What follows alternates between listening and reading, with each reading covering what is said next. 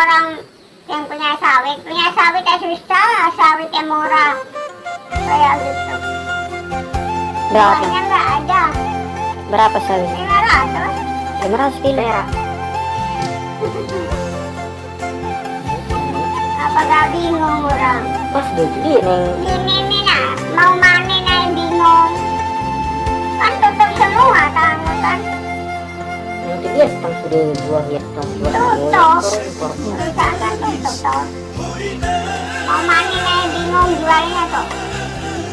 Ya pedagang ada, pedagangnya buat kemana?